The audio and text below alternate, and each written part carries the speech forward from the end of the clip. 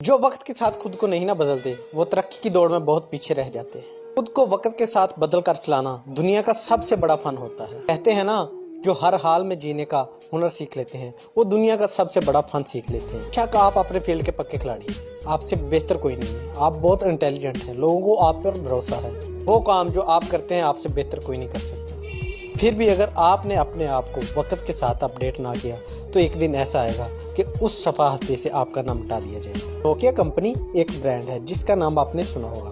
किसी वक्त में उसका बहुत नाम हुआ करता था, ये कंपनी टॉप पे हुआ करती थी, लेकिन इन्होंने अपने आप को अपडेट ना किया तो ये बहुत ही पीछे रह गई। अब के हम सब ने देखा कि उससे बाद में आने वाली कंपनियां ओप्पो, वीवो, इन्फिक्स और बहुत सारी कंपनियां जो उससे आगे निकल गई। नोकिया जैसे मोबाइल शायद ही कोई कंपनी बनाती हो। नोकिया ने जो शुरुआत में जो मोबाइल बनाए थे वो अभी तक भी चल रहे हैं। सोचने वाली बात है कि आखिर ये कंपनी पीछे रह क्यों गई। वजह यही है कि उन्होंने अपने आप को अपडेट ना किया। जैसे जैसे वक्त चेंज होता गया लोग अपडेट होते गए और दूसरी कंपनियों ने लोगों की सोच के मुताबिक मोबाइल को अपडेट किया और उसमें ऐसे फीचर दे जो लोग चाहते थे, तो इसलिए वो कंपनियां कामयाब हुई और नोकिया पीछे रह गई। अगर जिंदगी की दौड़ में आपने अपनी वैल्यू बरकरार रखनी है तो आपको इस दौड़ में हिस्सा लेना होगा और अपने आप को अपडेट करते रहना होगा।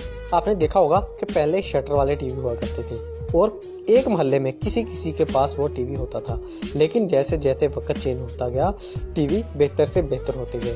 फिर एलईडी आ गई और उसके बाद जैसे ही मोबाइल ने तरक्की की, मोबाइल अपडेट हुआ तो आपको हर चीज़ ही इस मोबाइल में मिल जाती है। एक वक्त ऐसा भी हुआ करता था कि लोगों को जब अपना पैगाम पहुंचाना होता कि उनके घर में कोई खुशी है या गमी है, मिसाल के तौर पर अगर उनके घर में कोई बीमार है या फिर किसी की भी शादी है तो वो पैगाम देने के लिए किसी को भेज देते थे या खुद पैदल सफर करके पैगाम पहुंचाते थे। और जब उन तक पैगाम पहुंचा तो वो वहां से पैदल चलते और जब आकर देखते कि जिस इंसान का पैगाम पहुंचाया था कि वो बीमार है तो उन्हें पता चलता कि उसको तो दफना भी दिया गया है। उसके बाद चिट्ठी का दौर आया, लोग चिट्ठी लिखते और लेटर बॉक्स में डाल देते और इसी तरह कुछ दिनों बाद चिट्ठी उन लोगों तक पहुंच गई। फिर वो उसके जवाब में जो भी लिखते वो लेटर बॉक्स में डालते और वो उसका जवाब कुछ दिनों तक उस तक पहुंच जाता।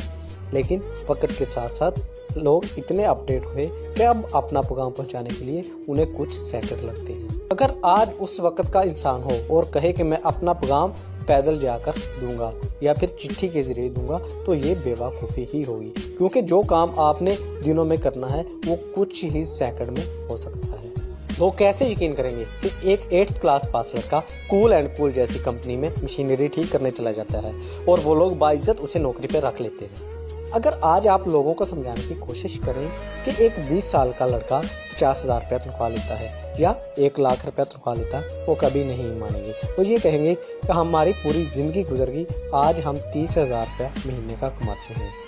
दोस्तों, कामयाब होना बहुत बड़ी अचीवमेंट है, लेकिन कामयाब होके उसी जगह पे टिके रहना, अपनी वैल्यू को बरकरार रखना, ये उससे भी बड़ी अचीवमेंट होती है।